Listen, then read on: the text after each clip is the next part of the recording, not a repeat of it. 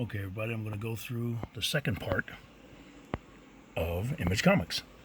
Went through the first part, now we got to go through the second part to finish this off. Let's see what we got coming out now. More stuff from Image in April. This is Manifest Destiny number 46. Chris Dingus, April 27th it's coming out. Here's a cover. It's a cartoony cover here. Kind of like Bugs Bunny type stuff. Let's see. Lewis and Clark's expedition can only end with a sacrifice to the demonic Nabith. But must it be young Jean Baptiste? Ooh, hopefully not. Now we got Monkey Meat number 4. The name of 5, 4 or 5. Junie Ba. There's a cover there. The new story in our anthology. Wow. Comes out April 6th. It says it's a self-cover. The same thing with these. They're saying self-covers on all of these that I just went by. Okay. The love of a fan is pure, right? And nowhere is a fan's love more rewarded than at the Monkey Meat Company. When Monkey Meat's biggest admirer gets her dream job on the island, she isn't expecting a ghostly visit, a safari through monstrous lands, or a harsh revelation that her love may be misplaced. Ooh. The cover. Man. You know, we got here Monstress. I've been collecting this for Janet. Monstress number 39. Look at that cover. That's awesome. Mystical tiger or something like that. Saber-tooth type thing. Like tiger. Don't have the big fangs like a saber-tooth. April 27th. Okay, Micah falls even deeper into her prison as she flees the devastating truths revealed in her memories. Ooh. This is by Marjorie Liu. Okay, New Masters, number 3 of 5, Shobo. Cover here, mostly reds. Comes out April 6th. Hired by the oligarch Gideon Ajuma, the outcast stage a heist to steal a powerful alien artifact from the Jovian embassy. Needless to say, things don't go according to plan when they crash the glitzy wedding of a Jovian princess and an Echo Prince. Ooh. Then we got Newburn. I read the first 2 issues, love it. So we're going to be seeing what's going on. And everybody she interviews, the lady, they keep telling her she's in trouble since she's with him, Newburn, the investigative, crime investigator. So we'll see what's going on. Look at this cover here. This is number 6, so something's happening now. April 6th, this one comes out. Okay, Emily has been doing work for Newburn and his gangland clients. But what drove her into their world? Plus, Ronnie takes matters into her own hands in Spookorama. Now we got Nita Hawes, Nightmare Blog, number 6. Wild cover there. We got a variant here. Cool, like a Norman Rockwell type thing. You see, it comes out April 13th. Rodney Barnes is the writer. The Fire Next Time, Part 6. Okay, it's the shocking conclusion of Arc 1 as hell threatens to spill over into the land of the living. The demon Corson, Anansi, the spider god, and the mysterious horsemen from hell face off, with paranormal investigator Nita Hawes caught in the middle. Now Nita must face her greatest fear, the possibility of losing her brother Jason all over again. But when all is said and done, will there even be an earth left on which to mourn him? Wow, a lot of stuff going on in there. Then we got Noctera, number 10. Cool cover. Cover A, and here's cover B. Okay, Scott Snyder again, and Tony S. Daniel. April 27th coming out. Pedal to the Meadow, it says, Part 4. As the Sundog convoy draws nearer to the birthplace of Blacktop Bill, a terrible revelation arises that will redefine the world of Noctera as we know it. Okay. Now we got Radiant Black, number 14. Look at that. Always the homage to the Incredible Hulk cover by Todd McFarlane. Look at the blades and everything. Cool. Kyle Higgins is the writer. You see, I haven't been naming any of the artists and everything like that, but you can see it if you're looking at it. hopefully some of you, if you're looking at this and everything, I'm trying to read mostly everything and describe it to you.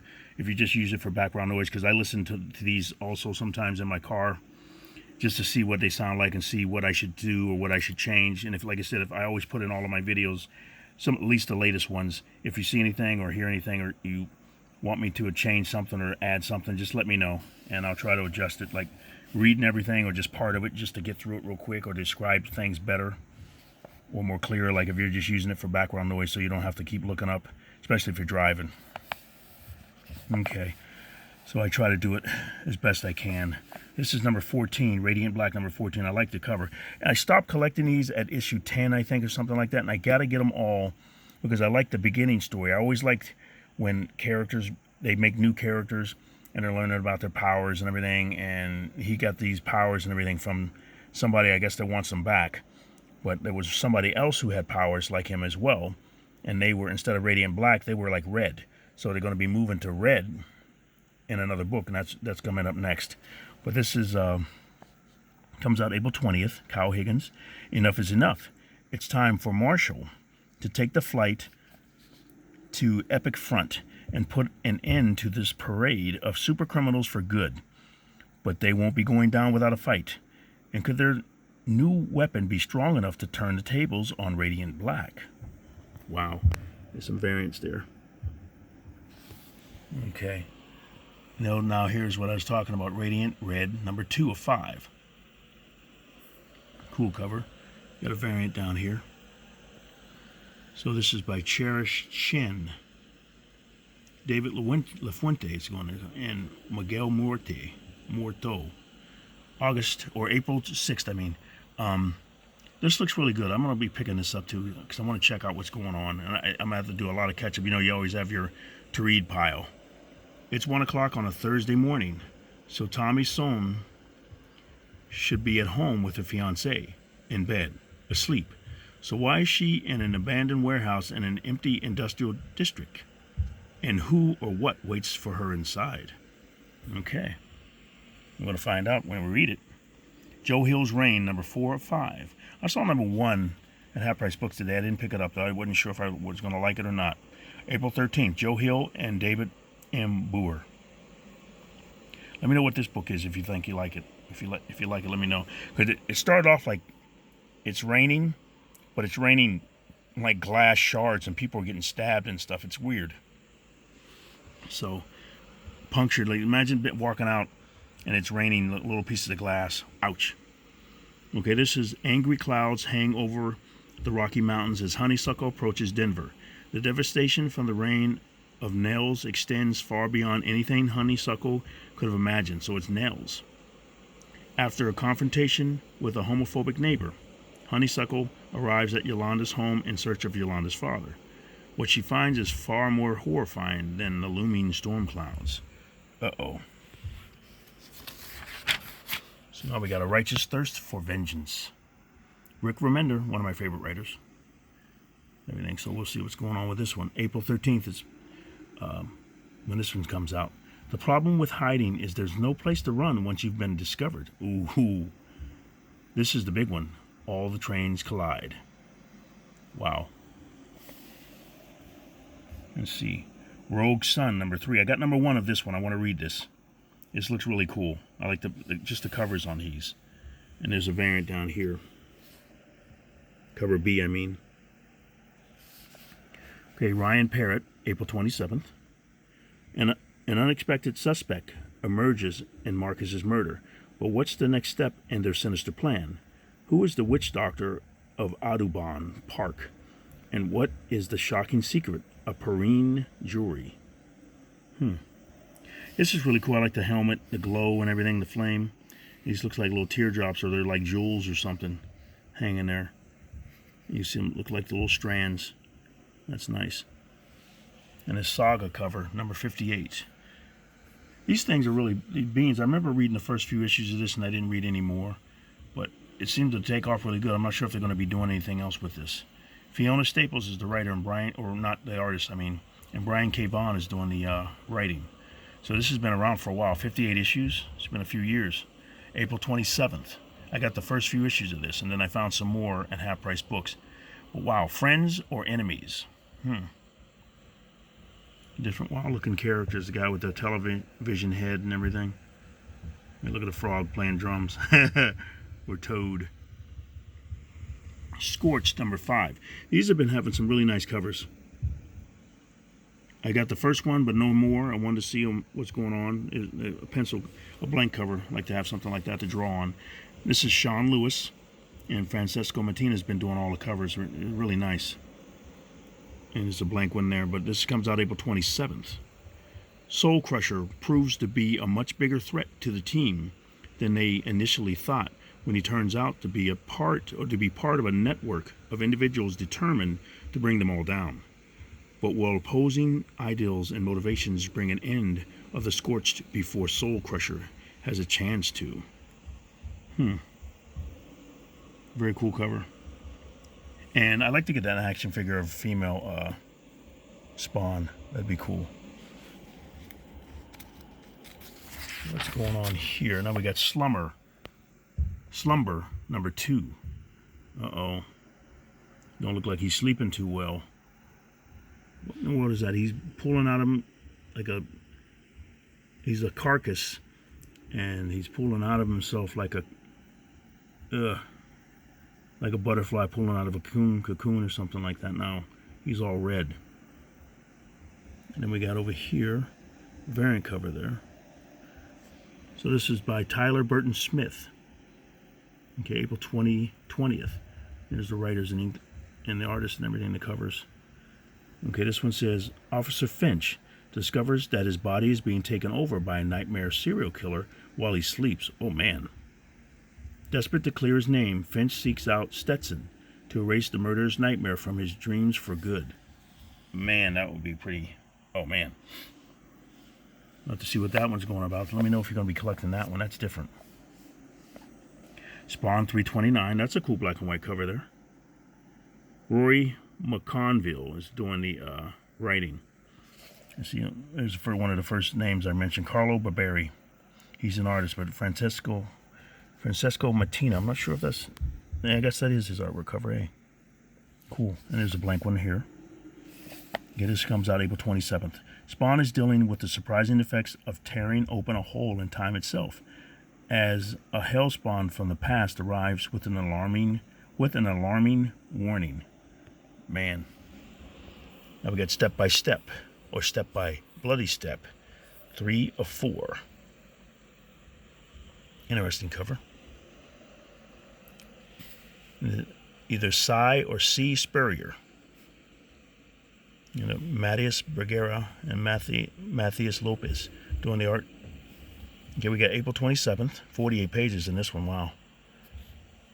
Okay, at the heart of the civilization, a city. At the heart of the city, a dance. At the heart of the dance, a girl and a king. And in the heart of the king. What's in the heart of the king? Only the insatiable hunger for more at any cost. Wow. Okay, Mirko Andolfo's Sweet Paprika, number 10 of 12. Got a black and white cover here. This is supposed to be adult oriented, I think. And that doesn't really say. Mature, okay, M, right there. Same thing with this Slumber, M. Spawn's T+, and this Step by Bloody Step is T+. Okay, this comes out April 27th. Oh, Italy, home of good food, love, and confusion. A trip to her homeland to combine business with pleasure seemed like a good idea in theory, and Paprika thought her relationship with Dill was finished. But as they say, surprises never end. Okay, now we got The Walking Dead Deluxe. Love the remakes of the covers with David Finch doing them. This is number 36, Robert Kirkman. Yeah. And they do all the coloring and everything. Who's doing the coloring? Does it say? It doesn't say who's doing the coloring. Unless it's Dave McCraig. Or McCaig.